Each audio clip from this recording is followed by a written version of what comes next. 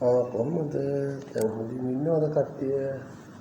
ඉතින් මොනවද කියන්න යන්නේ? හොඳ කතාවක් ඔයාලා ඔක්කොටම මොකක්ද දන්නවද?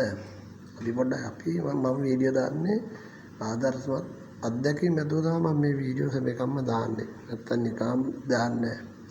දැන් බලන්න ඔයාලගේ ළමයි ඔයාලා අපි ඔක්කොම ළමයිට මම හිතන ගොඩාක් දෙමව්පියෝ කරන එක තමයි ළඟට නොගින් හයියෙන් කෑ ගහනවා ළමයිට. කෑ ගහනවා වරදට හැම දෙයකම කෑ ගන්න හයියෙන් තමයි කෑ ගන්නේ. එහෙම කෑ ගන්න දැන් මීටර 100ක් විතර ඉන්න ළමයෙකුට කතා කරන ඉතින් තමයි කෑ ගන්න. එහෙම නෙවෙයි.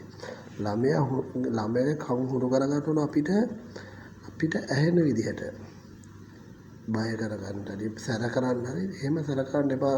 ඈත ඉන්න ළමයෙකුට සැර කරනවා වගේ. ඒ ළමයාගේ බය අඩු වෙනවා. ඒ ළමයාගේ අපි ගැන තියෙන ගෞරවය නැති වෙනවා. ඒ වගේ දේවල් කරන්න එපා. සැර කරනවා ළඟට ගිහිල්ලා කනට ඇහෙන්න හයියෙන් සැර කරන්න. සැර කරන දෙකත් ඔය කෑ ගහලා දාගන්න කෙනෙක් නෝමල් හුළඟ යනවා වගේ. නැතිනම් ගිහලා තදින් කියනවා කියන්නේ ඔබට කියනවා ඒ වගේ එහෙම කියනවා නම් ඒක හොඳයි.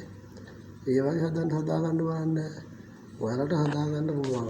අපි හදාගත්තොත් අපිට ඒක දේ ගොඩ යන්න පුළුවන්. ළමයා හදාන්න පාඩම් කරන්නේ නැත්තම් ගහන්න සැරට එකක් ගහන්න. හැමදාම ගහන්න කියනවා ළමයිට. හැමදාම ගහන්න කියනවා නෙවෙයි. ගහලා ළමයා හදාගන්න බලන්න. ඒතකොට අපේ ළමයිට හදාගන්න පුළුවන්. අපේ දෙමව්පියෝ අපිගේ දුප්පත් අයගේ ගොඩාක් කොළඹ පැතිවල නම් එහෙම ළමයි ගැන වැඩි හොයනවා අඩුයි. දුප්පත් ගම්මුල ඉන්න අයගේ ළමයි යනවා හැමතැනම ඇවිදින්න යනවා.